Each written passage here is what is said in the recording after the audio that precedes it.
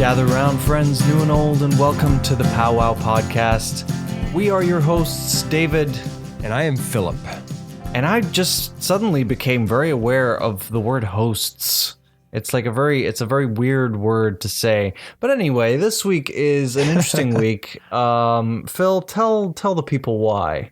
Well, we are just less than 24 hours away, not from the day that you, the listener, are hearing this, but from where we are recording this on a Monday. We are less than 24 hours away from when we just had your first, one of my second favorite sports days of all time, fantasy drafts. Whoop, whoop. Fantasy football, I should say. Ooh, yeah. Phil convinced me to join his fantasy football. Yes. And he organized this draft for 4 p.m. Arizona time, which was 1 a.m. on a technically Sunday night, Monday morning rather, preceding a Monday morning where I had to be at work, or I had to be up for work at 6:30. So it was most unpleasant having to be up that late, but it was fun. It was kind of fun. I didn't really know what I was doing, though. It was kind of like, oh, I guess I'll pick this. I've heard this guy's name, so I'll pick him next. Well, I will say, in defense of me, first of all, bless you for being such a good sport. No pun intended, for being a good sport. And actually, you were probably the one who had to suffer the most for this. I appreciate it. I know the rest of the league appreciates it. But 4 a.m. was probably the earliest I could do because I was working on 3 time zones. Working on somebody who was on East Coast time. Of course, you in Normandy or wherever it is you want to say you're from these days. And then me over here in the majority of the league over in Arizona. So I couldn't go earlier, because earlier on a Sunday seems we're lurking into either sleep or church territory for the majority. Even 4 p.m., that's still sleep time for me, but I digress. We had some people on the East Coast time that if we go any earlier, they would go into work. So this was the happy medium I was able to find. On a Sunday? On a Sunday, yes, for radio. It's a fellow radio friend who had to go into work. Okay. And I could see her schedule. All right, it is what it is. Yes. I did it. I acknowledge. If it was such a big deal, I just wouldn't have taken part. But I enjoyed it, yes. And I'm looking forward to. I have played fantasy rugby before, so it's not entirely new. And I know you, the listener, the majority of our listeners are probably like, "Oh my God, skip this episode of POWWOW." But don't worry, we're not going to be talking about sports very much, if at all.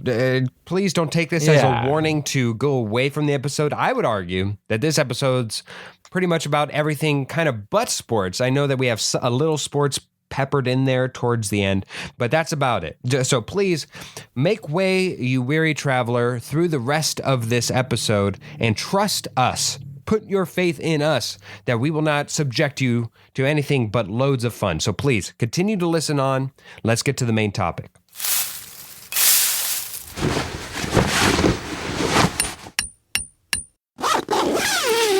And let's move along to the main topic of today's podcast. And I know that you are probably thinking with fantasy and us talking probably preemptively in the first part of this podcast about fantasy football and everything. You're worried. You're tensing up. I can feel it. You're worried that we're going to be talking about fantasy football.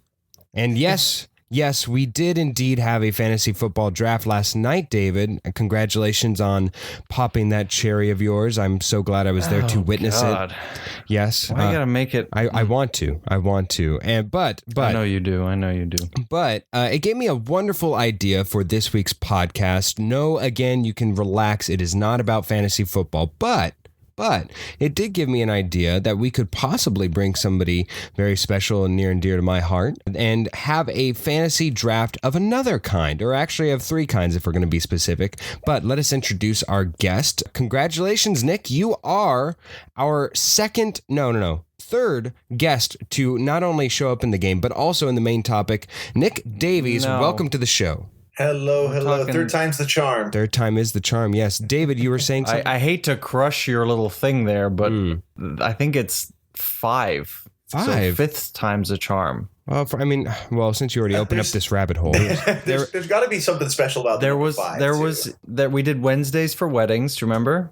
Wednesdays for what? Oh, yes. With Julia. Yes, that was the first one. Yes. We interviewed Jake, obviously. Obviously, that was the one I was thinking of as well. We did Veronica Macari, the imposter. Good Lord. Now that We you say interviewed that, her about her new web series. Yes, we did. And we did Julian DeVizio. Oh, Julian, that's right. How could I forget? All right, yes, Nick, you are number 5, and there is something special, the 5 Amigos. I'm sure you've heard of them. They are... Oh, absolutely. The 5 Musketeers. The 5 Musketeers. Absolutely. Anyways, Nick, welcome to the show. Regardless, whatever number association we have with you, you're very special. We assure you, whenever we go down to number 6, I swear I won't forget about you. Well, thank you very much. All right. That gives us an intro to our main topic. Now, again, we go back to fantasy drafts. And the way that I want to do this is that each one of us, Nick, David, myself, have each come up with a topic of which we want to draft from. Now, the way that this is going to happen is whoever suggests the draft format will then get to pick who they want to have the first pick in their draft. For instance, let's say we were going to go with breakfast foods. Let's say I brought forth to the table breakfast foods. I would say, Nick, since you're our guest, I want you to have the number 1 overall pick. And Nick, you would say...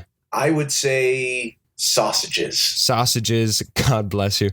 And then we would then go to David, and David would say... Bacon. Then we would go back to me, and I would get 2 picks in the breakfast category. So I would go with something, I don't know, bagels and cereal.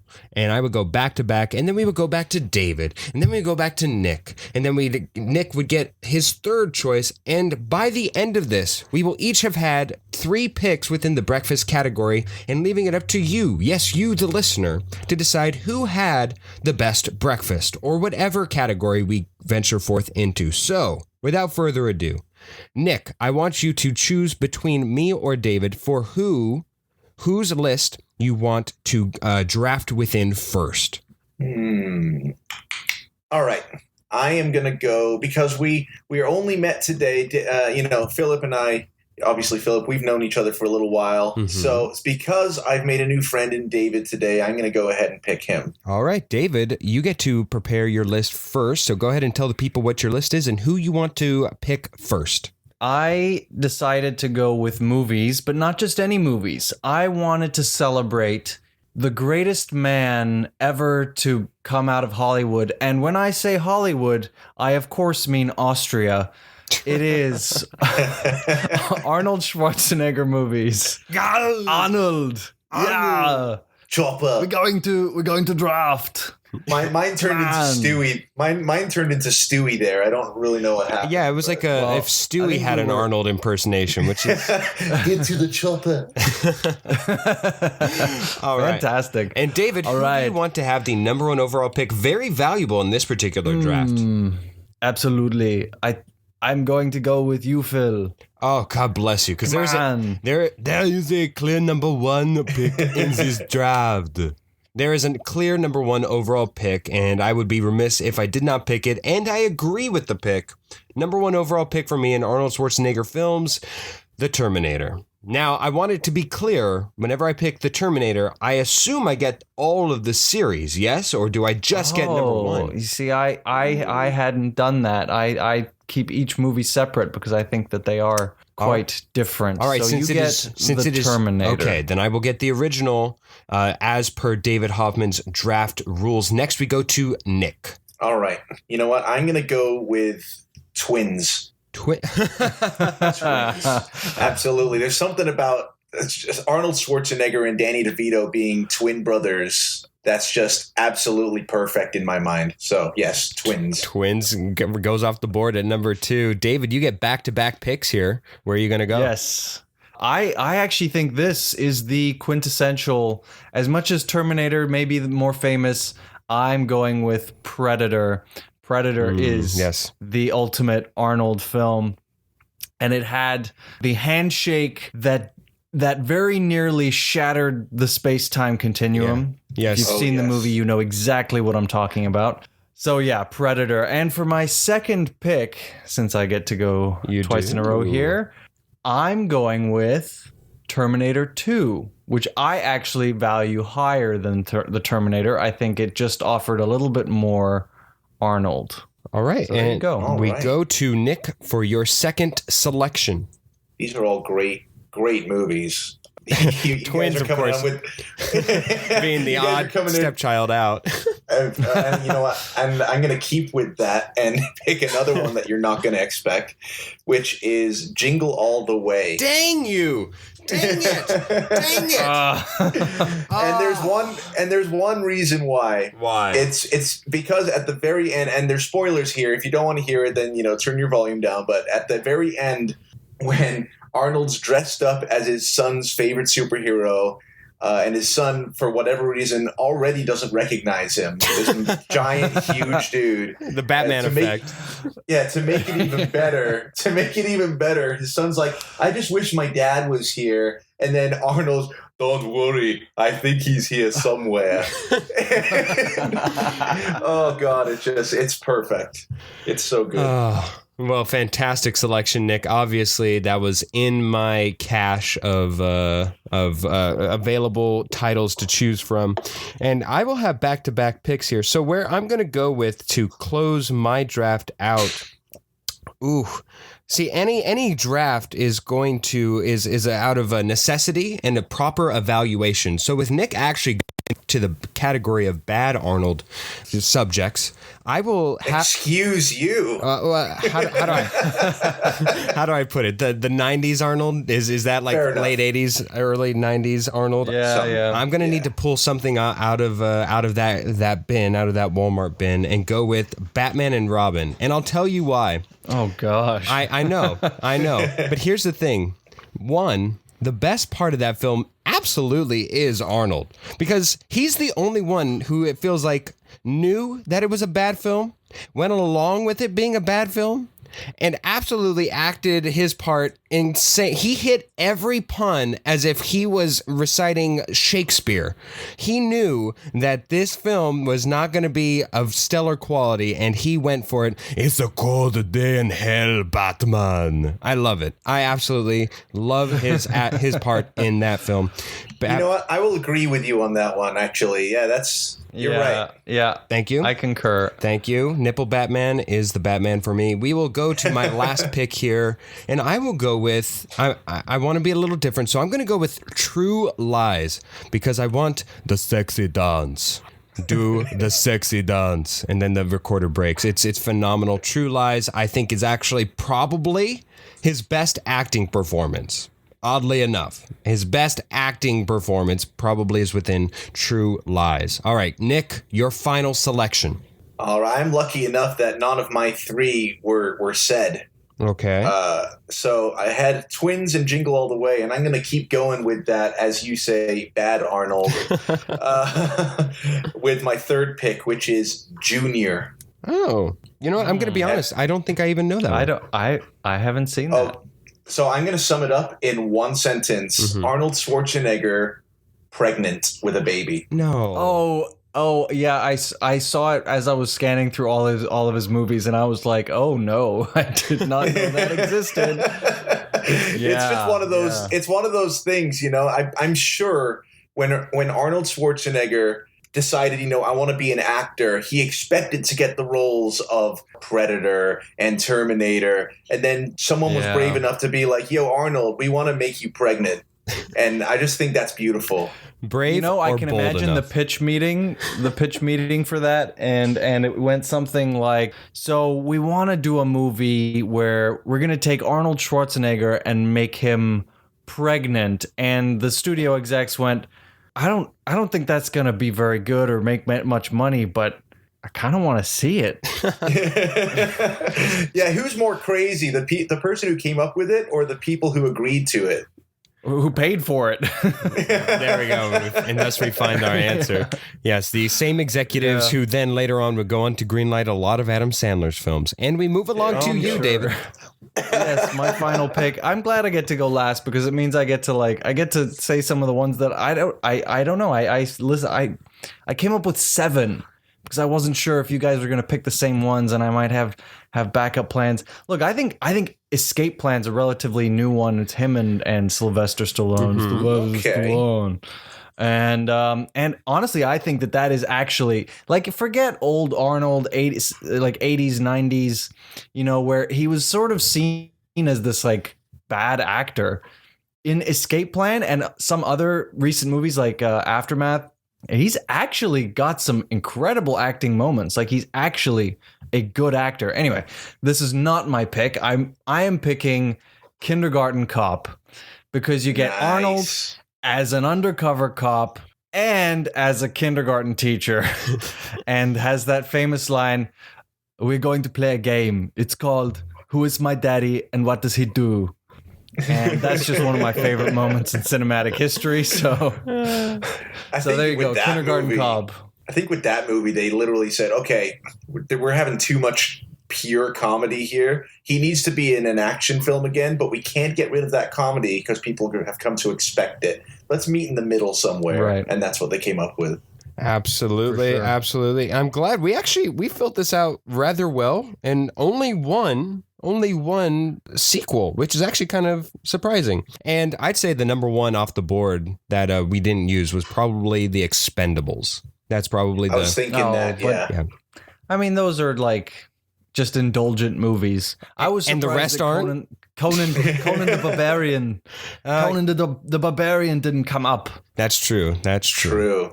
Very true. All right, we move along. You know what, Nick? We'll go to your draft next. So why don't you go ahead and tell everybody what your subject is and who you wish to pick first in your draft. Well, my draft that I decided to do was roles in movies or characters in movies that were just perfectly cast.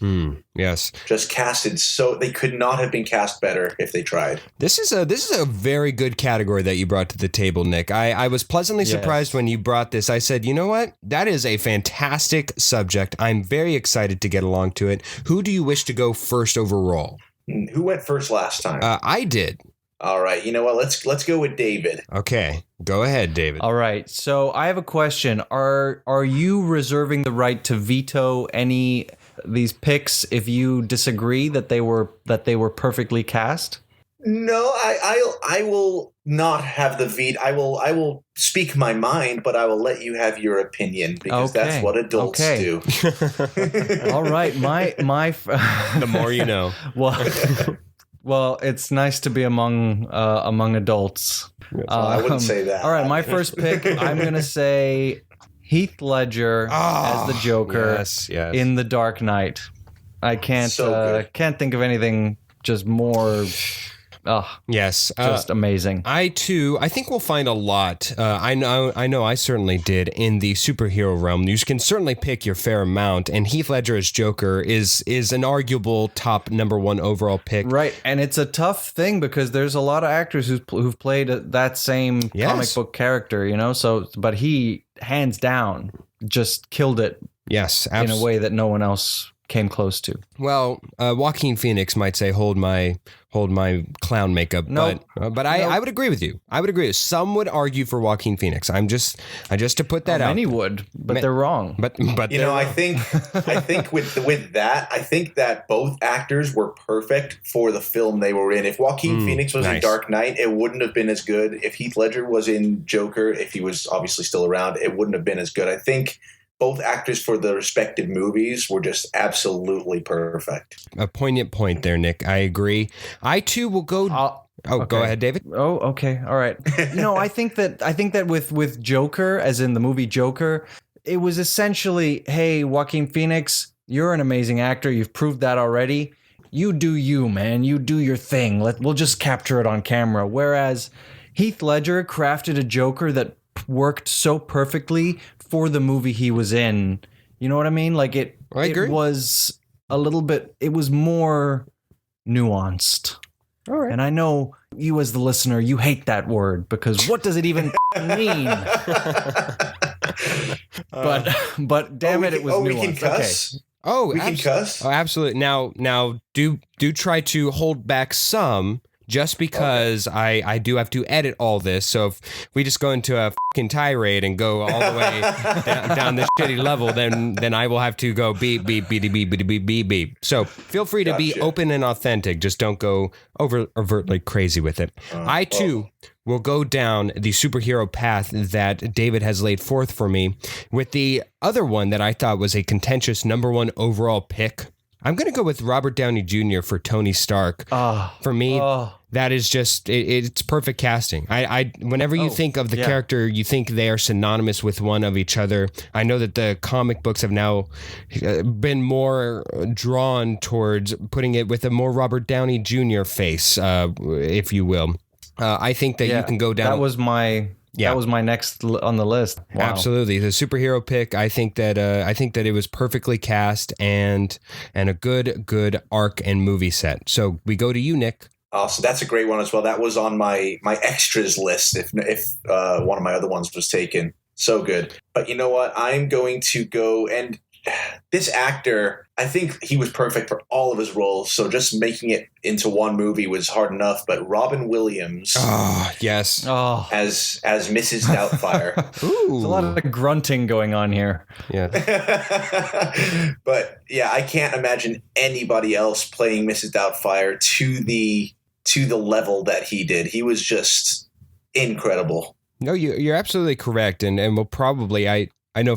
I mean, not to give away strategy here, but I know that a lot of Robin Williams' roles, outside of like maybe say, I don't know, a lot of his roles are very much stylized and only work with him. So he's going to have a prominent place within any of these types of lists. Oh, yeah.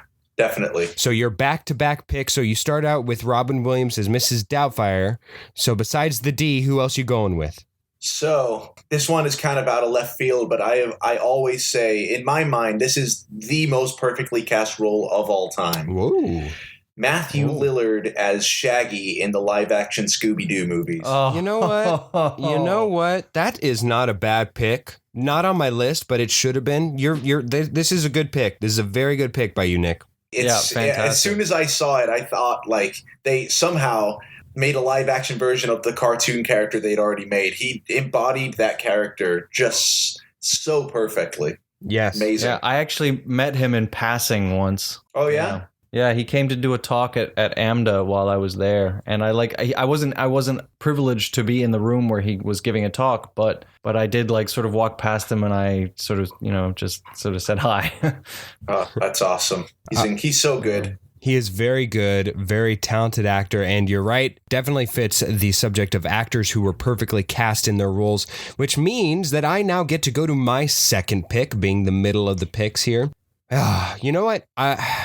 I think since we're on a Robin Williams run, I'm going to go and get a little risky and go with Robin Williams myself. I'm going to go with Robin Williams for Genie in Aladdin. Because here's the thing. I've seen many renditions of Aladdin. Being in youth theater will do that for you. You see every form of Aladdin. And you can do Aladdin a couple different ways. I know it doesn't give you much room, but there's some. But Genie always has to be played one way. Genie must always be played in the way you have to have the certain stylizations, you have to have the certain tonalizations, you have to sing it with a certain chutzpah because of Robin Williams. You have to do the impressions, you have to do so much, and you're essentially bound to copy what Robin Williams did, the template that he did. There's not a lot of interpretation there because of how well he did it. Robin Williams as Genie is my second pick. So good. And I completely agree. I was bouncing between Mrs. Doubtfire and Genie for my pick, so I'm glad I let you have yours on that one. Yes. David, I don't think it would work very well if each of us had a Robin Williams when it comes to the voting by the listeners. As much as I would love to, I am going to go with Ian McKellen as Gandalf in the Lord of the Rings and the Hobbit trilogy, but really the Lord of the Rings trilogy. Ian McKellen as Gandalf. Could you imagine any other actor playing that role with the same verve? There was a moment in my life where I thought, maybe Michael Gambon could have done it, but I've stepped down from that pedestal, and I agree. And also my fiance said Ian McKellen as well in that role, and I would have to agree with that one. To deliver such lines as "You shall not pass" and whatever he says before he sinks into the cavernous depths of despair. Fly, you fools. And then just yes, absolutely. I think that he holds a lot of versatility. He holds a lot of the films together, and he stands for a lot. So I would agree with you, David. Who is your second of your back-to-back picks here? My very final pick. I am now currently torn between the three that I have here. I wish you guys had made this easier for me by picking some of the same ones. I'm gonna pick. You know what? I'm just gonna go with the one that I was least inclined to pick, but I don't know. Like I just can't. Like I just love Jeff Goldblum so much, so I'm gonna go Jeff Goldblum in Jurassic Park. Oh, so good. Life. No one could have done that in the same way. Yeah. Must go faster. Must go faster. Must go faster. Yeah. Oh, it's so good. And with that one, I give huge props to Jeff Goldblum, but I give giant props to the casting director, because it's one of those things. Jeff Goldblum was perfect because he was Jeff Goldblum. That's true. Right. Well, name a role that Jeff Goldblum is not Jeff Goldblum. It's like the Owen Wilson effect of modern day, where it's like Owen Wilson's, you know what you're signing up for. You know what you're signing up for. You know what? Yes, and also we love them, so that's why. Yeah. You know? Or Paul Rudd, yeah. Same idea. Paul Rudd is always unapologetically Paul Rudd. It's just Paul Rudd is now playing Ant-Man. Paul Rudd is now playing our crazy stepbrother. Whoever it is, you're still getting Paul Rudd. Well, I will say, forgetting Sarah Marshall, Paul Rudd is not quite Paul Rudd. That's quite a. That's true. Fair. That's probably the one step aside. But either way, Yeah. man, I'm facing a dilemma here with my final pick. David and Nick, both of you did not pick a lot from my list that I was expecting. Oh, I'm between two, and I think I'm going to be handing an easy one off to Nick. But I think I'm going to pick Julie Andrews as Mary Poppins because I want to go historical. I want to make sure that we have fair representation of the past and the present, because I know for us there's going to be a lot of currency here. But I'm going to go with Julie Andrews as Mary Poppins just because, again, I think she offers a template that, even though that they did a wackadoo sequel here recently, again, it's still with the template of Julie Andrews. I think whenever you think of Mary Poppins, you certainly think of Julie Andrews, and I just think it's a phenomenal thing with just a spoonful of sugar. I love it. So Julie Andrews as Mary Poppins closes out my dream team here. Oh wow, that movie will never die. It's one of my favorites. Absolutely, it's quality, and it still revolves around storytelling of a classic time of Disney. Certainly, a shining beacon of its time. Nick, your turn. So my final one, like you said, I have like probably 6 here that I would love to pick, but I can only pick one, and I'm gonna have to go to my favorite movie of all time here, which is Back to the Future. And I'm going to go, and you might think a few different actors here, and as great as Michael J. Fox was in the role, I'm going to go with Christopher Lloyd as Doc Brown. I was just afraid you were going to start to go with Biff or something. I was like, I mean, yes, that's a good thing, but you got to go with Doc. Yeah, absolutely. I can't imagine it. And I sorry, go ahead. Have you seen John Mulaney's bit where he's like, he's either 40 or 80? Yeah, exactly. Oh man. Out of curiosity, what were the other ones on your lists, or a couple of them? You go first, David. Oh, I had Anthony Hopkins as Hannibal Lecter. Oh, that's wow. very good. Dang, Yeah, wow. Yeah, and I just guess the Jeff Goldblum was just too tempting. And Harrison Ford as Han Solo. Oh, That's pretty good. Yeah. That's pretty good. Yeah. I think you could have also gone Harrison Ford as Indiana Jones, possibly. Yeah, Possibly. I mean, it was one or the other, right? Right, absolutely. Yeah. For me, my two, and I'm actually surprised, Nick. I shouldn't have been once I realized Back to the Future was still on the board for you. But I thought that you were going to go Alan Rickman, Severus Snape. You know what? Funny enough, I did have Alan Rickman, and I had him twice, one as Snape and the other in Galaxy Quest. Oh, Galaxy Quest. You're right. Yes. Oh, I mean, I would have put him for Hans Gruber. Oh, yes. Oh, yeah, true. Yeah. Very true. And then my other one was pretty much everyone in Shrek, but I would have gone with Eddie Murphy as Donkey. Oh, yeah. Oh, yeah. Yeah. Well, there's another one. Eddie Murphy is Eddie Murphy, right? Yes. In yes. Beverly Hills Cop, in whatever. Eddie Murphy is Eddie Murphy. Yeah, absolutely. Absolutely. Anybody else you missed off of your list here, Nick? I had Rami Malek as Freddie Mercury. That's pretty good. Yeah. In Rhapsody. Yes. Yes. Yeah. Yeah. I had Jack Black as Bethany in Jumanji. Yeah. New You know what? Jumanji movie. You know what? You're actually that his performance alone made that, I think, a much better film than what it probably would have been otherwise. Yes. Good selection. Yes. And the other one I had was James McAvoy in Split. Ah, you know what? Yes. I too will agree with this one. I will agree with it. I think Split and even his inclusion in Glass, I thought were both quite good. Quite good. Oh, yeah. So good. And we move along after that one to the final chapter of our fantasy drafts here. And then we're going to go to something near and dear to my heart. And actually something near and dear, I want to say, to Nick's heart. I felt like you would be as equally excited. I know David over there with a lump of coal in his heart may not be as quite excited as me and Nick are on this one. But of course, we're going to go with best Christmas films. That is the one the category that I have deemed that we will draft next. And you know what? Nick, I want you to go first in this one because I expect if you miss it, I don't think David will go. So I'm going strategy here first. Nick, you go first overall. Hold on. Really... I want to establish your rules. Yes. You're right. You're correct. I will say since there are a fair amount of franchises in this particular category, if you pick something within a category, I will leave it up to interpretation if there's some wiggle room here. But otherwise, I will say if you pick one within the category or one within a remake or something, you get all of them. Okay. So, gotcha. With that being said, Nick, the first pick, you're on the board. Oh, God. You know, this list is going to be really difficult because Yes. I know that you guys are going to have a lot of the same ones that I have on here. We have to, right? This is the one that we're probably going to actually make it easy for each other. Yeah. Or hard. It depends how you want to look at it. Okay, you know what? I'm going to go with Jim Carrey's How the Grinch Stole Christmas. Dang, You nabbit. see, I had that one.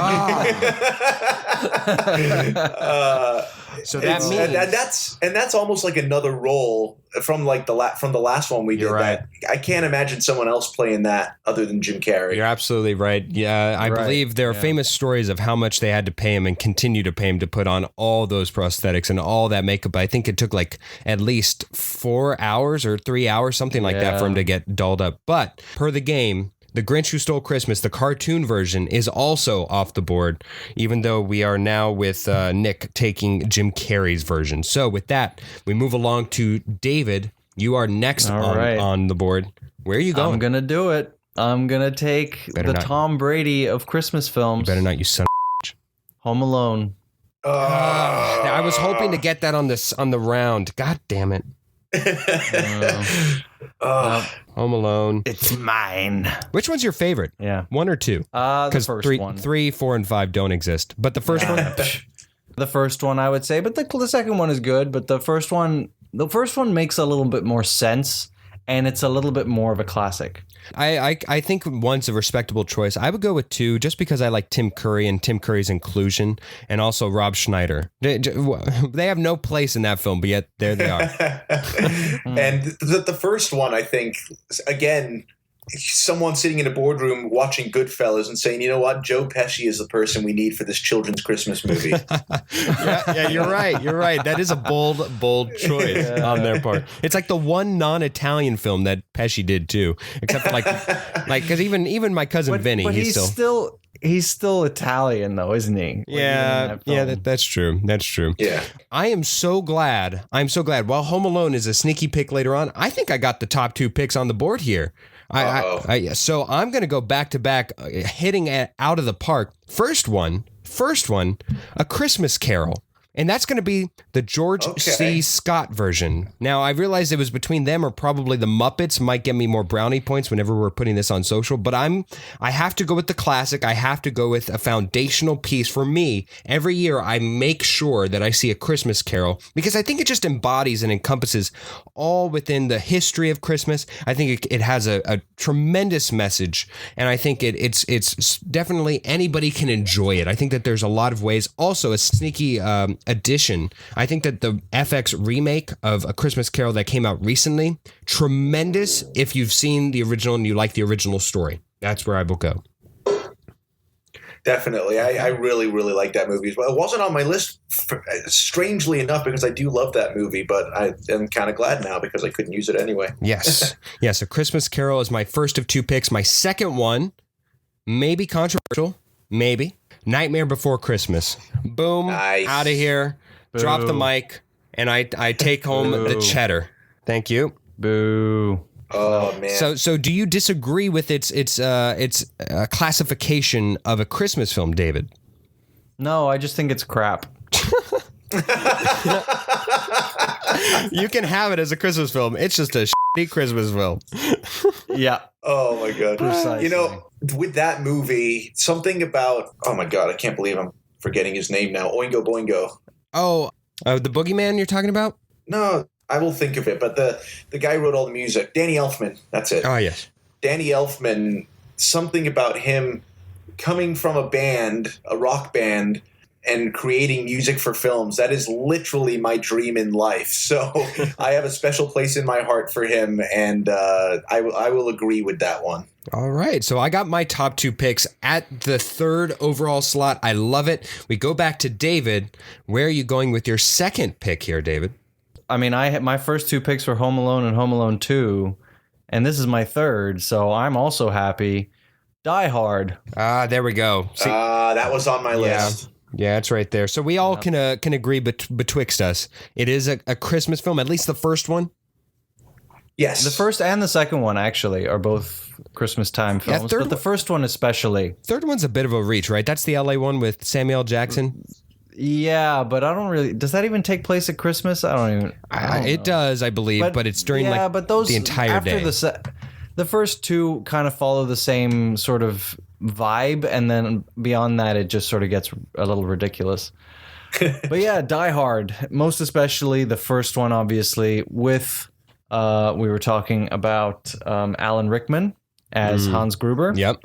Yes. One of the greatest movie villains in history. So there you go. There's my second pick. Nick, you get your last two picks here. Did we nab any from you? You took Home Alone and Die Hard, but those were both on my extras. So my first original three are still intact. Okay, here we go. The first one, I'm going to go with, and honestly, I could take either movie. There's two versions of this movie, I think only two, and I could take either of them because I love them equally. Miracle on 34th Street. Yep. Yeah, there you go. You got your heritage Christmas film. That's good. Exactly. Like, it's one of those that, you know, you're not sitting on your edge of your seat, but it's one of those feel good, sit down with a hot cup of cocoa and throw the fire on, even if you're in Arizona and boiling. You're right. And just, you know, it's the pure essence of Christmas, and I love it. All right, so there you go. You've got your heritage film. The one thing I think David's list is missing, but where's your third and final pick going, Nick? I'm blown away that no one has said this one because I thought this would be the first one to be taken from me, but Elf. Yeah, it was on my list. Yeah, just a little further down. I don't necessarily want to get into this disagreement now, but I hate Elf. I absolutely hate it. I can understand. I knew that this would probably be controversial, especially with Nick. I figured that this was going to be the conversation going in, but we'll leave it at I hate Elf, and I just don't enjoy it. But what do you enjoy about Elf, Nick? When it first came out, I don't know what age I was, but it was around that time that it was just that movie that just became an instant classic. Not just for me, but, you know, for a bunch of people. I feel like around the time it came out, they were starting to lose their touch with Christmas movies that became instant hits. And that one was one after a long time that that really made it into that category. And I didn't know until a couple of years ago that it was actually created and directed by Jon Favreau, who also did Iron Man, who also made The Mandalorian, who everything he touches turns to gold except for maybe the live action Lion King, but we won't get into that. But yeah. But yeah, even Chef. Oh, very good. Chef was Chef's so very good. Chef. Me too. I love that one. But yeah, Elf, and those, secured my 3. I'm happy with that. Yes, that's a very good list. David, your final pick here in the third. This is tough now. Elf was on my list, but frankly, I haven't seen it in like a decade, probably a long time. At least a decade, I would think. Probably more than that. I'm torn now. I have on my list, I'm torn between 2 because How the Grinch Stole Christmas is gone. And so I have Love Actually on the one hand. Okay. Which I'm sure I'd get hate from many people. And on the other hand, I have the Polar Express. And the only reason the Polar Express is on my list is because I was in the live show of it. I think I'm going to go with you know what? No. I'm going to go with Love Actually because that's a movie that I'd be more likely to watch in the holiday season. Whereas the Polar Express, yes, it's near and dear to my heart since I was in the live show. I hadn't even seen it before I was in the live show, but it's near and dear to my heart. But it is a little bit disturbing because it is very early days of motion capture animation.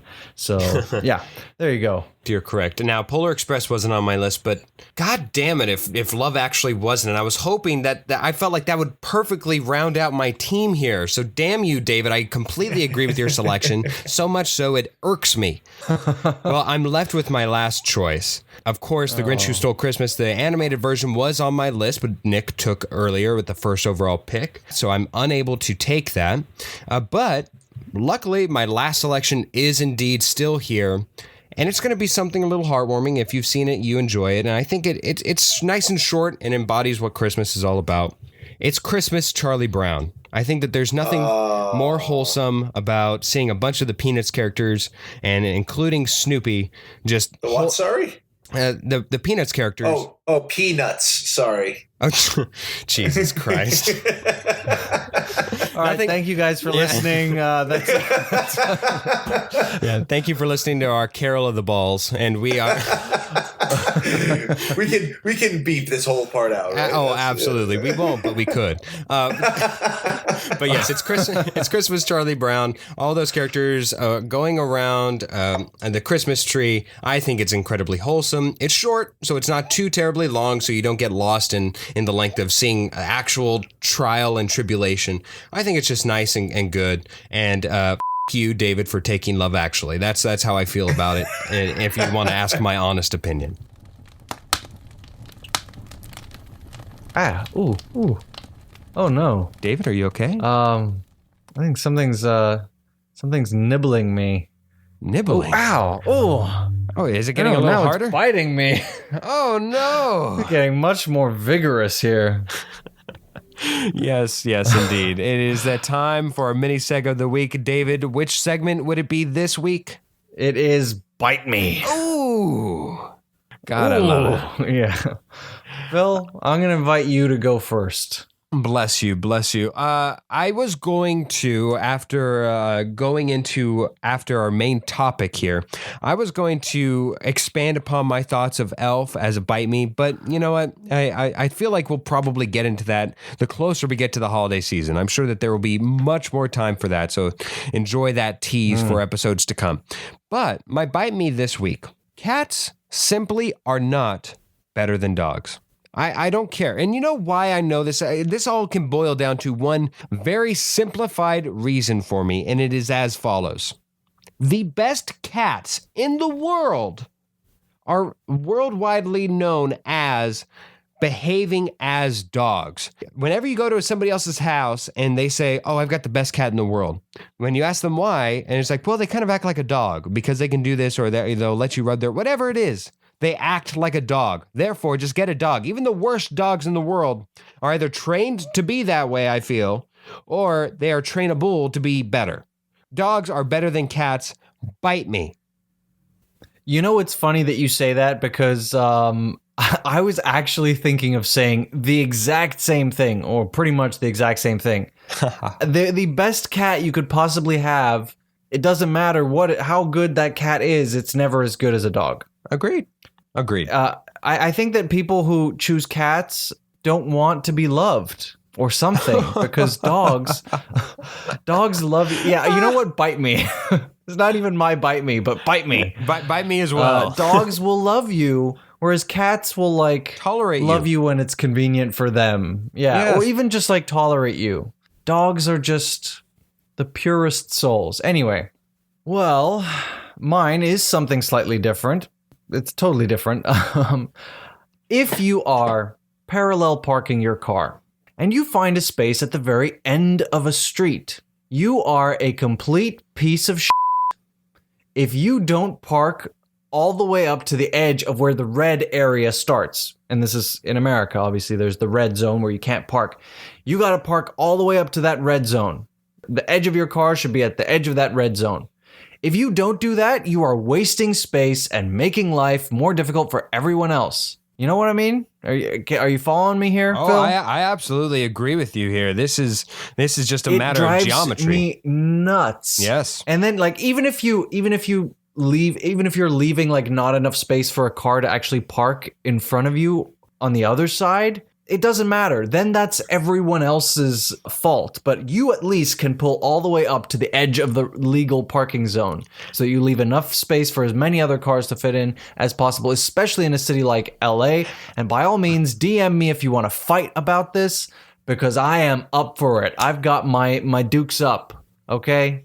I was going to add to what you said. Yes, this is a bit more on the suburban lifestyle, certainly LA, because people from Tennessee or Ohio are saying, I don't know, what do you mean you don't have space to park? We've got nothing but space to park. Right. But if you live in those suburban areas, absolutely, wasting space is not an option. You are just entitled if you don't use each and every available inch.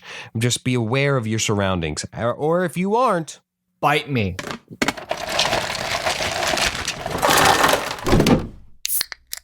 It's definitely becoming kind of a pattern here that when we get to our once more and we can't think of something interesting to talk about, we resort to movies that are somewhat related to whatever we've picked for our main topic, and we list our favorite 3 movies. But you know what?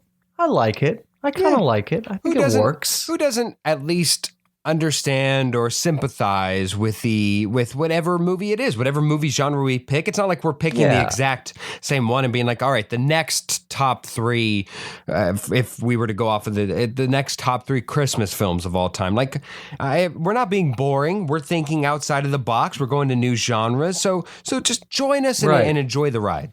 And for our once more this week, we decided that since we did a main topic about drafting, which was inspired by our NFL fantasy draft that we did yesterday, we decided we wanted to list our favorite sports films. Yes. Whatever sport they may be, doesn't matter. Phil, do you want to start out with your number 3? Yes, my number 3, and it's arguable that it could be number 1. It's this freaking good. But Talladega Nights. I'd argue it. I know, right? Once you hear it, you're like, yes, that is a sports film. I forgot about that one. Talladega Nights is phenomenal. Its comedy supersedes NASCAR. You don't need to be into NASCAR or racing whatsoever. Ricky Bobby. And then they're running. Just for absolute clarity's sake, they are racing on foot, and this does not hold any weight to the actual end result of the way. They have both lost. But exciting news here in Talladega. I love it. I absolutely love it. Talladega Nights, unquestionably Will Ferrell's best film. Unquestionably. Yeah, wow. Very, very good. Very good. I completely forgot about that. It would have, at the very least, been an honorable mention. Yes. My number 3 is 42. Very good. Chadwick Boseman. Good casting on playing both. Jackie Robinson. On Harrison Ford and Chadwick Boseman. Yeah, for sure. I think this one really gets the pick just because it's a great film. Because it's not like, I'm not a baseball guy. I knew who Jackie Robinson was, of course, but I didn't really know his story. I'm glad I do now. And that the movie is very accurate for the most part. There is a couple things that they took some liberties with, but for the most part, it's very accurate. And I thought it's a great film. The acting is phenomenal. It's well written, very, very good. 42. My number 2 is personal for me. It's not such a great film. Like, it's not bad, and a lot of people loved it. That's going to be this category, though, man. Well, I guess, it's Invictus, and it was directed by Clint Eastwood, and it's his movie that was about the 1995 Rugby World Cup final and the politics that led up to that, with Morgan Freeman playing Nelson Mandela and Matt Damon playing the captain of the South African rugby team. And it's a very inspiring story. It's very close to my heart. It was South Africa's first World Cup because of apartheid. They didn't partake in the first 2 World Cups. First World Cup, they got to host it. And look, the rugby in the movie is terrible. Like, they did not do the rugby well. Yeah, That's not what rugby looks like. Yeah, I didn't walk away from that film whatsoever having known more about rugby than walking in. Yeah, but like rugby's like I don't know, the rugby in the movie was like soft. It was weird.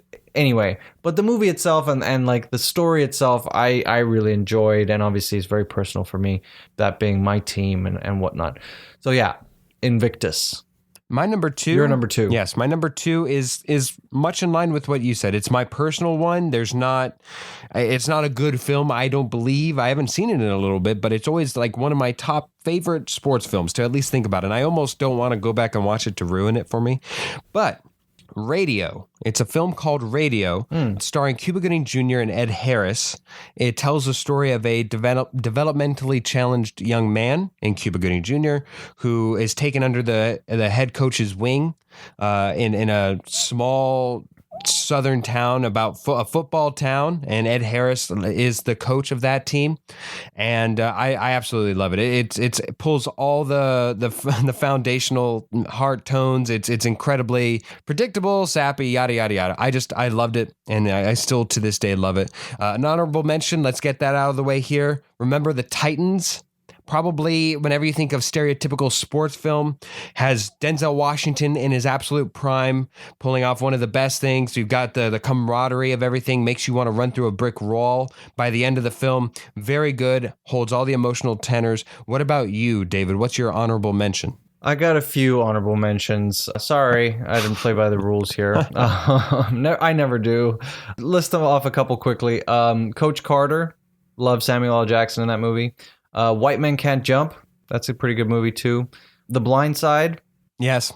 Also made mine. Yes. And then this one could easily have been my number 1, but it's kind of different in that it's very much an Western. It's called Hidalgo. It's about long distance horse racing. Yes. And it's kind of, you've seen it? I've seen it. I think I've even seen it twice, but I saw it when I was so young. Oh, I've seen it. I have yet to many times. Remember it. Yes.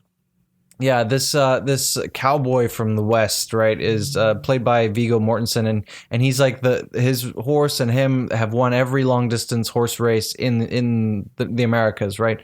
But then he gets invited by these Arabian princes or this Arabian prince to come and compete in this 3,000-mile race across the Arabian desert, which is the most grueling long distance horse race in the world.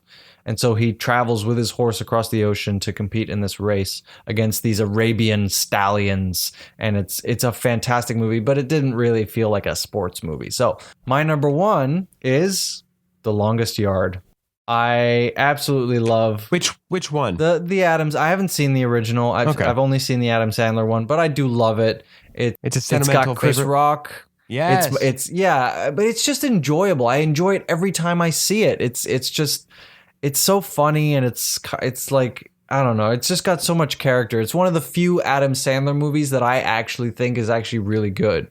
Like, I enjoy a lot of his movies, they're stupid and fun, but The Longest Yard I actually really love. So that one is my number 1. Adam Sandler and Will Ferrell two of the sneakier sports film makers in the genre. It's certainly adding their own flavor to it, but I think a lot of people would have Happy Gilmore on their list. Of course, whatever else you may have. I know for like Semi-Pro for Will Ferrell, maybe Blades of Glory, whatever. But just two underappreciated sports film makers in that genre. But my number one, because it blends a great story with good action within the sport, I'd gotta go with Creed. Of course, a lot of people would go within the Rocky genre, maybe Rocky number 3. I find those to be starting to become more and more dated as we go along. With that, they're a little sappy.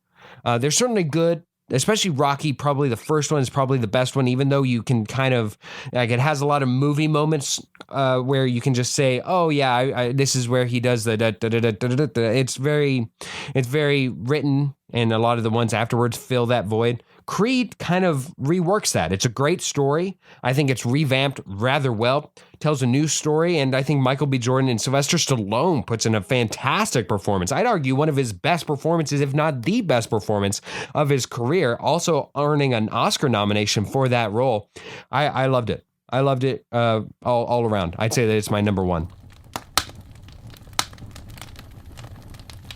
And now we move along to the game. And of course, we bring back the wonderful, the illustrious, would you say vivid, Nick, is a fair adjective to describe you? Vivid? I mean, I've been called worse. I've been called. Yeah. Yes, absolutely. You're very loose and creative with the way you use adjectives sometimes, Phil. So why not? But here's why not? Yeah. Why stop now? Why stop now? No one's going to stop us now as a wonderful. You may be the first person to describe a human being as vivid. Well, I think Nick, though, would you not say that that's a fair adjective with all the fun stuff that you do and the boldness that you exude?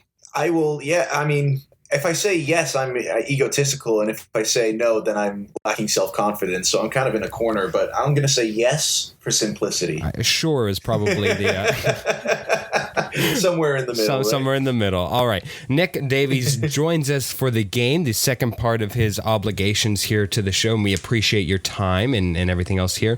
But let's get to know Nick a little bit more with, of course, our 3 questions preemptively to the game.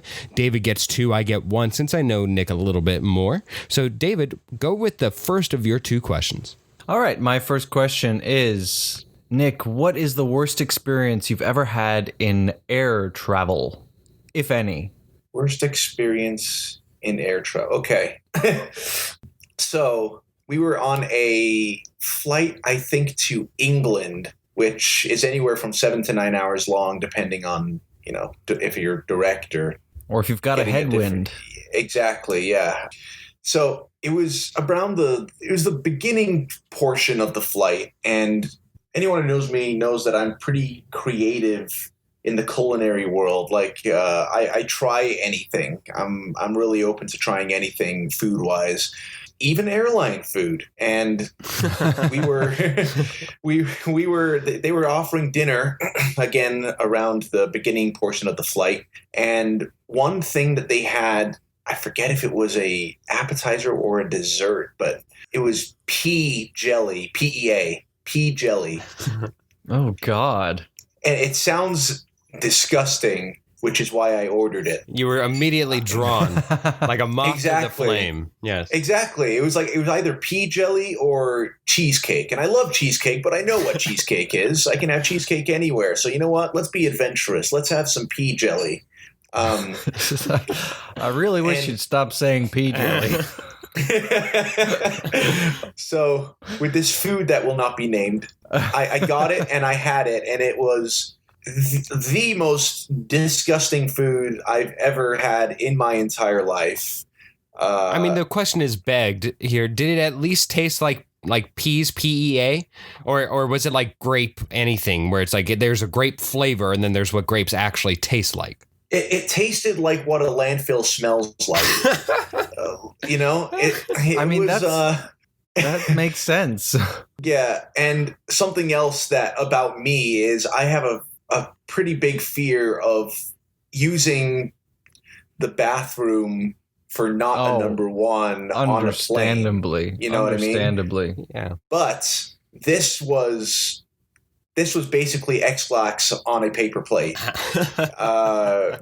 It was awful. And so this entire, like, whatever I had left, like 6 hours, I was just sitting there with my legs clenched together, just trying my best to not go in there and just. But anyway, you get the rest of the story. You probably lost about half your viewers just from this story. So yeah, it was pea jelly, but it should have been number 2 jelly. All right, we move. Exactly. Yes, we move along to my question, Nick.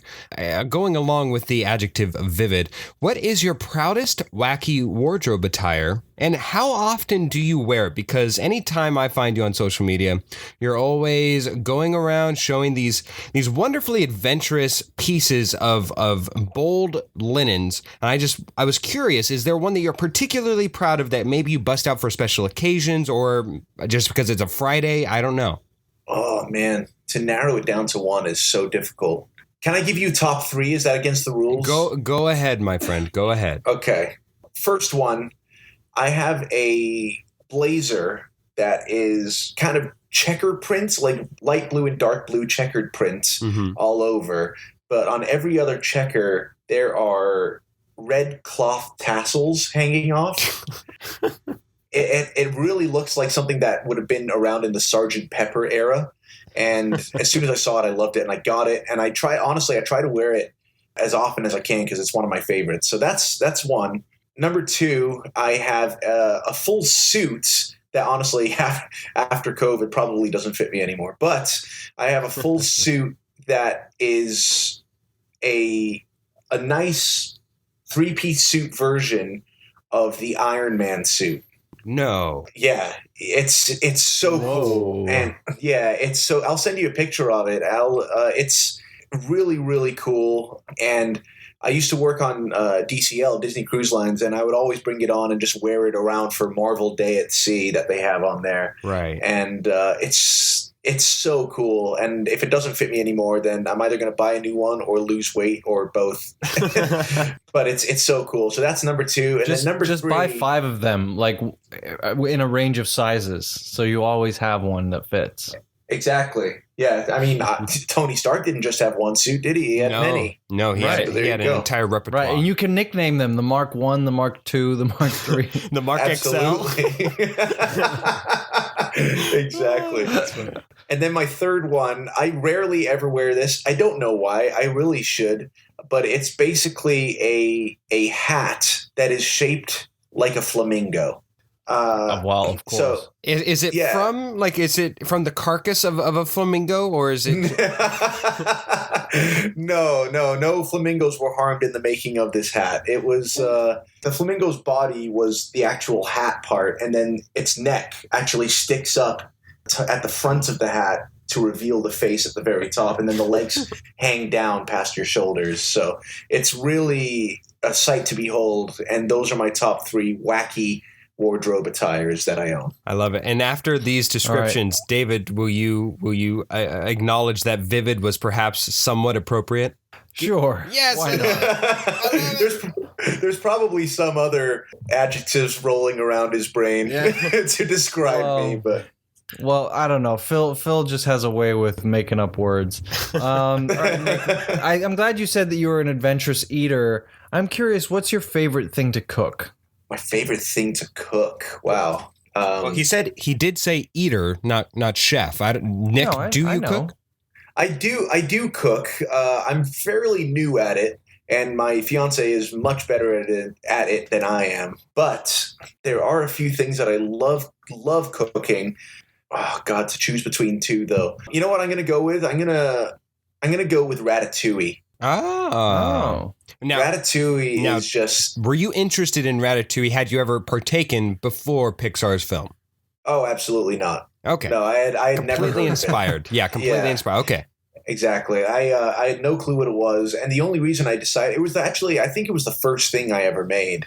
Whoa. Yeah, first actual meal that I ever made, and the cool thing about it is you don't just buy it at the store, throw it in, cook it, and eat it like everything else I had eaten before that. No, you actually exactly. No, you have to literally make everything from scratch. That's even the tomato sauce. There's about 6 or 7 ingredients that just go into the sauce alone. And then you chop up all the veggies, put them in the oven, and it's honestly the way you make it and what it turns out to be. It looks so delicious on screen as a cartoon in Ratatouille, and it tastes even better than that. It's so good, and I love making it. It's really easy to make too. Including your first time making it, was it as good as it has come to be, or was it a little hard to digest that first time? No, I think honestly, I think I've gotten better since I made it the first time, but I still think the first time I tasted it was the best time I've ever tasted Ratatouille. Yes, you had an ego moment. You dropped your spoon. Exactly. Yeah. I hired a rat immediately. It's still roaming around the house somewhere. Yeah, and what it's pulling and tugging, who knows, but it's going around. Oh my god! Yeah, so I would have to go with Ratatouille. All right, so there we are. Ratatouille. It sounds like rat and platootie. Rat-patootie. All right, we know a little bit more about Nick, a little bit more. So now let's find out a little bit more about the game that we'll play. David, why don't you tell us what game you selected today? Based on our main topic where we drafted things in certain categories, I thought I was very clever, where essentially this is a which came first game. So we'll name 2 things, and the contestants will have to decide which one came first, which was the original, which was the first draft. Yeah. There we go. Very we go. Full circle. If I do say so myself, yeah. So there you go. Fairly simple. Is it understood by everybody? Yes. I think so. I believe so, yes. Do you wish to go first, David? Why not? Why not? Yes. All right. Phil, you and I both have a skipping stone. Don't forget. Here we go. Which, for Nick's knowledge, we have a skipping stone, meaning that we both won our game last week, Nick. And of course, it allows us to, both me or David, in the games that we play in, to skip any of the subjects that we so choose just once if we feel underqualified or feel like we are at a disadvantage or what have you. Right. So you are quizzed on 5 questions, but Phil and I have both prepared 6 so that one may be skipped if desired. Sounds good. All right, let us get to the first question here, David. All right. Which came first? The presidential term of President Taylor or the presidential term of President Tyler? Which one came first? And we're going to go to Nick first. Oh, man. Okay. How extensive is your presidential knowledge, Nick? My knowledge of the presidency basically revolves around the movies that I've seen about presidencies. Did you at least watch The Butler? Just to be clear, that covers 4 of them. Absolutely. Just to be clear, I will in every single one of my questions, I'll list them in alphabetical order. These 2 are in alphabetical order based on their last names. Taylor and Tyler. It's Zachary Taylor and John Tyler. Okay. If that helps. Fair enough. Probably not. I knew Taylor. I did not know Tyler. Okay. You know what? I'm going to let's go with Taylor. Okay. I think Taylor came first. You say that Taylor was president first. Phil, what do you reckon? Oh, I'll go with Tyler. Tyler sounds like an older name, and I'd like one of us to at least hit the bullseye on the first try. So I'll go with all right. The other one. Alphabetically, Zachary Taylor was the 12th president of the United States. He was in office from 1849 to 1850. President John Tyler was the 10th president. He was in office from 1841 to 1845. Phil, you got a point. Yes, I did. Congratulations. Thank you. I shimmy and shake in congratulatory fashion. This is where you find out that there is no discernible theme. Leonardo DiCaprio in The Aviator or Leonardo DiCaprio in Blood Diamond. Again, those movies are in alphabetical order. This time we go to Phil first. Yes. Which one is the first draft, as it were? Yes, I believe it's Aviator. I'm going to go with Aviator. Okay. Phil says The Aviator came out first. Nick, what do you reckon? You can pick the same thing, or you can pick something different, just to be clear. Well, I know The Aviator came out in 2004. I don't know how I know that. I was going to say, out of what crevice did you pull that out of? Good Lord. Oh, I love movies. I love movies. So I know, but I have no clue about Blood Diamond. I think it was around the same time. You know what? I'm gonna go with The Aviator as well. I have a feeling about The Aviator. And you're absolutely correct. It came out in 2004. Oh, Blood Diamond came out in 2006. So well done to both of you. yes, You both get a yes. point. Nicely Phil, done. you maintain your lead of 1. See, Nick And went we off move on to question- of knowledge of 2004 and having that. I just went off of facial hair. I was like, I don't think Leonardo DiCaprio had facial hair until Blood Diamond. I think that was the start of his facial hair phase of acting. So I mean, that's where I'm going to go. that's a fair strategy. Fair strategy. I mean, they are only two years apart. Yes, though, so. they were close. They were close. Question 3: England winning the FIFA World Cup, or England winning the Rugby World Cup? Oh, God. Oh man. Well, at least Nick gets to go first. So if he has an advantage, Nick, you I can indeed follow get suit. to go first. Yeah. I will clarify. I'm sure it was obvious, but England has only won each one of these one time, so there's no ambiguousness. Any inkling? Well, I was born in England, and Where? my dad. I was born in Liverpool. Oh, Yeah, interesting. I was born in Liverpool in '93, and I moved to the States when I was 6. And my dad is a giant. I'm not going to say soccer because he'd kill me. Football fan, and I am not. so I do not have an advantage here. My life basically revolves around music and food and my fiance and movies. Else. And movies, yeah. So I'm gonna go. I think it was a while ago that England won the FIFA. So I'm gonna go ahead and say FIFA. Oh God. I thought, unfortunately, it's different with the World Cup. So that's the problem, is that I know that the World Cup, I know like Liverpool won recently, whatever the hell it won. I couldn't even tell you what the hell it won, but I know it won. It won the Premier League. Yeah, the Premier. Yes. There we go. But that's just within. Yes. That's just within England. So I think England is, if I remember some off-air conversations with David, just spouting off rugby facts, I want to say England has been good as of late in rugby, which means that I am led to believe that I haven't heard anything of similar note with England. I've heard of like Russia and Germany and France and everything else being good in the World Cup as of recently. So I'm going to go also behind Nick and say that I believe that it's FIFA that Liverpool, Jesus Christ, England has first won their winning. Okay. So you both picked the same thing again. And these are not close. These are not close at all. There is 37 years between these two. England won the FIFA World Cup in 1966, and that's the only time they've ever won it. The Rugby World Cup hadn't even been established at that point. The first Rugby World Cup was in 1987. Nice. So England won the Rugby World Cup in 2003. So you both get a point there. And we move on to question 4. And I right now hold a 3-2 advantage over Nick, and I have yet to use my skipping stone, which in hindsight I should have used on that question. Continue. Well, I mean, I guess I got it right, but all right. Question 4. Which came first? The Miami Dolphins' first Super Bowl title, or the Pittsburgh Steelers' first Super Bowl title? And I get to go And first. I believe we go to Phil first. Yeah. Yes. I'm definitely not skipping this question. Yes, it has to be that. So I will go with the Steelers.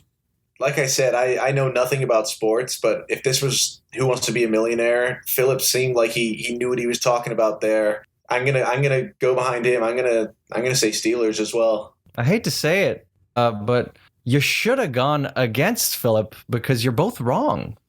The Miami Dolphins first won the Super Bowl title in 1973, and they again won in 1974. Right. And the Pittsburgh Steelers one in 1975 and then 1976. I knew that they were close. first I knew that time. they were close, but They were right next to each other. Yeah. But unfortunately, it was the Miami Dolphins won first. So, Phil, you are still on 3. Nick, you're still on 2. yes. Yeah, we're going to go with Phil first on this last one so that, Okay. Nick, you have the opportunity to pick the opposite because to give yourself a chance to win, right? Gotcha. To force a tie. To force Perfect. a tie, correct. Question 5, which came first? Adolf Hitler's death Oh, God. or the nuclear bombing of Hiroshima? Oh, man. You keep doing this Phil. to me, David. I think I actually you plug in the questions at the end that I actually do think I have a shot at, and then I just forget with like the first 3 questions. So I don't think I want to skip this because I believe, if memory serves right, Hitler died first, and the war with the Japanese nation was still going on, and they were the last holdout. If memory serves, so I will go with Hitler died first. All right, Nick. Now, This is your a only difficult chance to one. force a tie is to pick something different, but it's up to you. Oh man, which one came first? Yeah. Between Mhm. Hiroshima and Hitler. Well, Hitler's dying. Well, it's so, man. Well, you know what? I'm going to go with the opposite anyway because I don't know, and if there's any chance that Philip is wrong, then I could tie. Sound All right, logic? So you're going with Hiroshima. I Or am. Hiroshima? I don't know how you're supposed to pronounce it. I apologize. Well, Nick, you never had a shot with that question because Phil had it right. Hitler's death was on April 30th, 1945, and Hiroshima was August 6th, 1945. So there you Oh, go. Why don't we just, I want to see what you guys would have picked for the 6th question that we never got to. Sure. Best Picture winner, Forrest Gump, or Best Picture winner, The Silence of the Lambs? And which Nick, one? you first. Yeah, which one came first? Ooh. I feel like these are back-to-back years, regardless. I think Forrest Gump was early 90s. Well, obviously it was the early 90s, but it was the same year that Shawshank came out, and I think Shawshank should have won it. And then Silence of the Lambs. You know what? I'm gonna go with Forrest Gump. Okay, Phil, what do you reckon? I think I probably would go with which one came first. I think it was Hannibal came first, or Silence of the Lambs came first because after that they needed a palate cleanser, thus why they chose Forrest Gump. I believe. I could be wrong. Well, they were actually 3 years apart. And Oh, Phil, wow. you would have been correct on that Oh, question man. as well. Which means, Phil, of the 6, I mean, obviously only 5 count, but Right. of the 6, you only got 1 wrong, right? Yes, I end the game with Yeah, you only got the one that you should have gotten right, which was about the Super Bowl. yes. Yes. Well, But yeah, congrats. There Thank you go. you. Thank you. 4 out of, Wow. 4 out of 5. a game well fought, but I hope that you fare better in this game that I have composed of for both you and David. And I know that there's one that you will do well in, and I have one that I think David should do well in. So we should be giving you a fair advantage here that maybe without putting it forward on which one the advantage should be, I think maybe David may or may not skip. Here we go. First question, here we go. Which artist or artists had their debut album come out first? And again, we're going alphabetically. ABBA or Billy Joel? And Nick, Oh dear. Nick, we go to you first. Oh my God. Okay, so a little backstory here. I'm in a few tribute concerts, and one of them is to ABBA, and the other is to Billy Joel. So you should know this. You absolutely. So no excuses for getting Yes. it wrong. You'd be surprised. I will say I don't think either one of these debut albums I was even aware of. I don't even think that there's a song on there if I looked correctly. Well, I'm like one of the biggest fans of Billy Joel that has ever lived. And I know that his debut album, Cold Spring Harbor, came out in 1971, which is very early. And ABBA was known for being a 70s group, but I can't imagine them releasing anything like pre-70s. They just don't seem like a 60s band. They seem like 70s only. And since Billy was 71, I'm inclined to say that Billy Joel's Cold Spring Harbor came out first. All right, so he's going with Billy Joel, I should say. And David, where are you going? I have no idea. I'm sure your reasoning is sound, and you might be correct, Nick. But my first thought, and there's no justification behind it whatsoever, was ABBA. So I'm going to go with ABBA. Nick was correct in Cold Spring Harbor being Billy Joel's first album, of course, the debut album, and of course, it coming out in 1971. And he hits the trifecta because it indeed came out before ABBA, but only 2 years, by 2 years. Ring Ring being ABBA's debut album here and coming out in 1973. So, Nick, you hold a lead. You're on the board, 1-0 against David. Woo! However, awesome. My knowledge of Billy Joel finally has come back to me here. Yes, absolutely. And that is the advantage you held throughout the game. Now we move along to David's advantage, I should think. And we will start with David here. Which rugby team was founded earlier? Which rugby team was founded earlier? We've got Hallam FC or Notts FC. And Notts is spelled Notts. David, we go to you first. I mean, where are these rugby teams? Oh, they are prestigious, David. How dare you, sir? How dare you not even I know doubt where that these... very highly. No, they are like top of the line. It would not shock me or surprise me to find out that they are dominating the rugby game to this very day. All right. I've not a clue. Hallam. I'll just say Hallam. He says Hallam. Nick, have you a clue? I have no clue whatsoever. I am going to you know what? I'm going to go with the opposite. I'm going to go with the Knots. The Knots. All right. It's a game of has and has-nots, and unfortunately, David has stumbled upon the has. Hallam was indeed founded first in 1860, and Knots was founded in 1862. So by 2 years, David wins this round. So you now are both. Are you going to tell me now where these clubs even exist? Where are they from? I have no clue. Rugby's your neck of the woods. I have no clue. I just look. I look things up. You probably chose like the most tiny, like obscure clubs somewhere in the countryside in England. But they matter. They absolutely matter. All right. Tied at one apiece, we go to the third question. Again, remember, you have your skipping stone, David, should you want it. I do. Which European fine cuisine option originated first? And we go to Nick here first. Fish and chips or shepherd's pie? Oh, man. You know, I'm going to go quick with this one. I'm going to say shepherd's pie. They both involve potatoes, but I think, and I could be wrong about this, but I don't think fries or chips in this case were... what do you say, invented? I don't know, thought up until much later than people would have discovered shepherd's pie. So I'm going to go with shepherd's pie.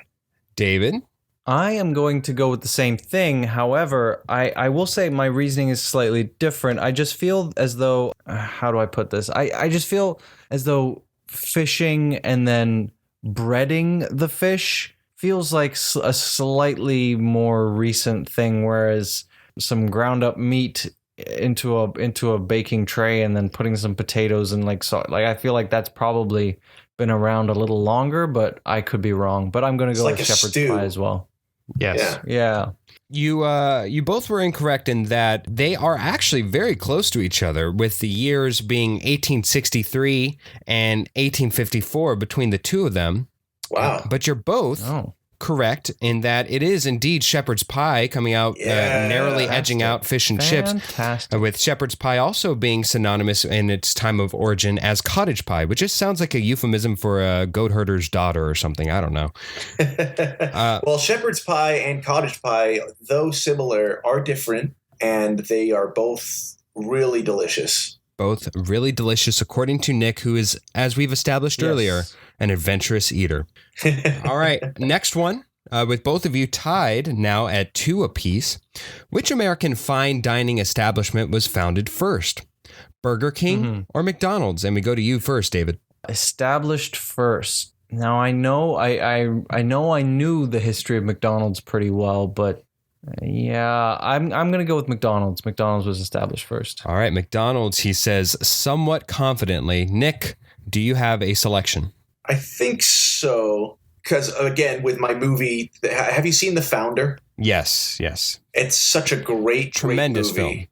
Absolutely. And I think they said that McDonald's was founded in 56, I think, maybe 55, I don't know. But I think, what did you say? Burger King David? and McDonald's. What choice did you pick, David? Did you pick McDonald's? Must I say? Yes. No, I picked McDonald's. Okay. You know what? I'm just going to go with Burger King. And with the throwaway just Burger King option, Nick pulls ahead as Burger King was invented, or I guess founded, in 1954. McDonald's coming out slightly after in 1955. 55. That's right. We move along to our perspective final question here. And we will go first with Nick, as he is pulled ahead and holds a 1-point lead, as to give Hoffman a chance to tie here. Which Kanye West album came out first? Skip. Oh, God. and this, Thank you. yes, unbeknownst perhaps. I'm not giving that any airtime, okay? Oh man. Nope. He wants a full skip, the full enforcement of the skipping stone. Nick, just so you are made aware, and Kanye West is of course David Hoffman's gripe in life. He finds him to be worth no time of his minding. So therefore, we move along to our 6th question, which goes to Nick's side of things. Which Amber Heard film came out first? Drive Angry or Zombieland? My God. And I do not have an advantage with this because I avoid I avoid any movie that even has her in it. Drive Angry, of course, the immortal Drive Angry with Nicolas Cage. Needless to say. Fun fact: I've never seen that movie. Is it fun fact I've if you never don't seen it like her? Is it that fun? Maybe not in this case. I actually don't even know anything about Drive Angry, so this is literally a shot in the dark here. So I'm just going to go with the movie that I recognize, which is Zombieland. He goes with Zombieland. Hoffman, are you going to... Well, I've got no choice but to pick something different, right? If I want to have a chance here. If you want to have a chance. Yeah, I guess I'll pick Drive Angry. Drive Angry did indeed come out in 2011, again with the immortal Nick Cage, Oscar-worthy performance, I'm sure.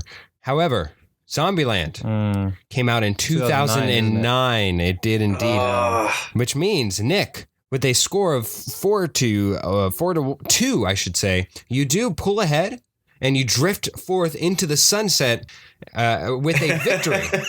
A victory. Congratulations, Nick. Woo! I'll take it. Absolutely. The tiebreaker, of course, was how many calories are in 1 cup of cottage pie with beef, but I'm very glad we did not have to go there.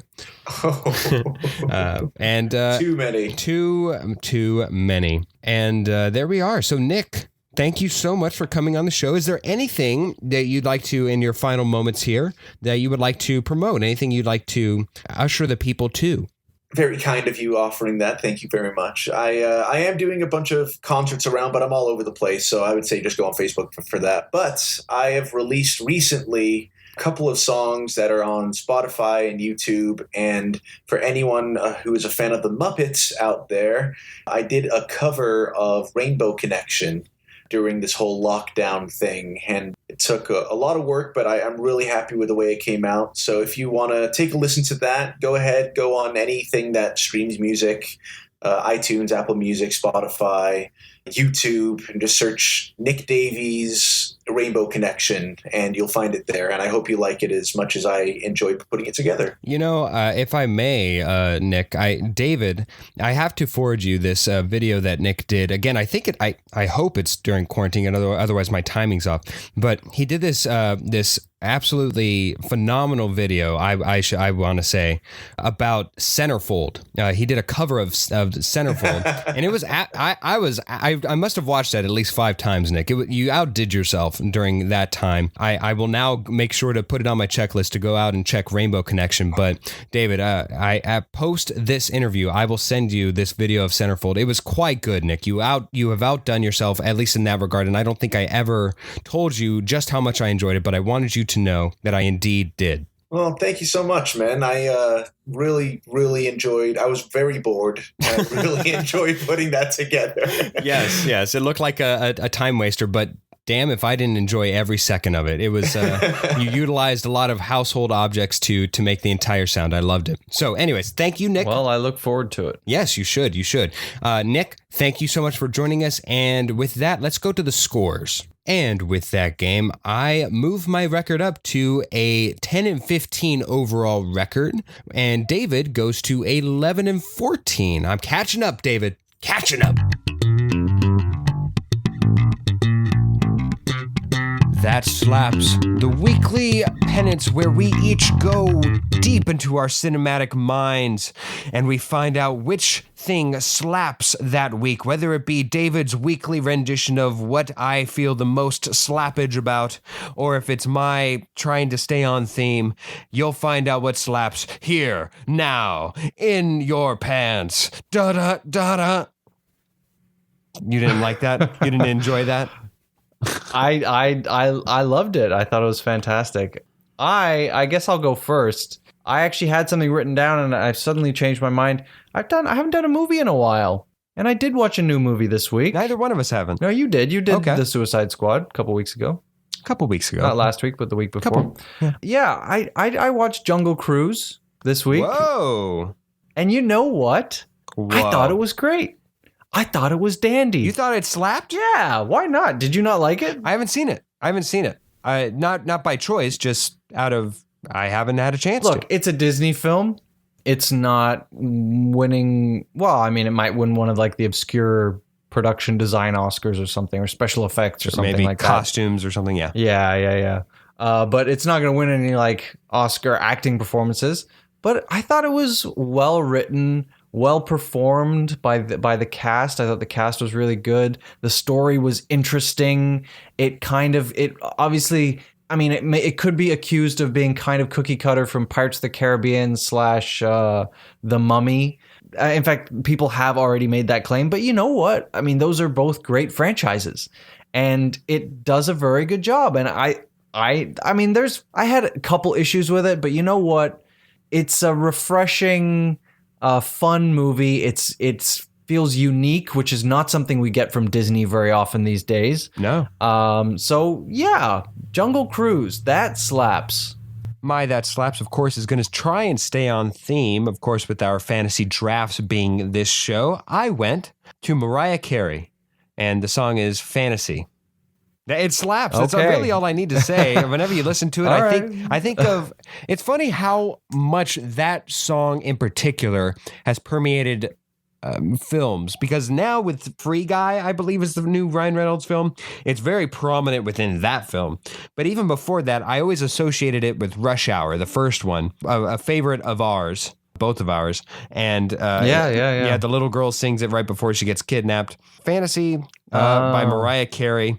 That's the song of this week. You are one of the few people who would ever even utter Mariah Carey's name outside of December.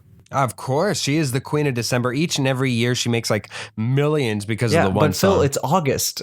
I just freaking brought in a Christmas-themed fantasy draft. You think I give a bleep about religions of when to talk about Christmas? I love Christmas all year round. All right. Mariah Carey, fantasy, that slaps.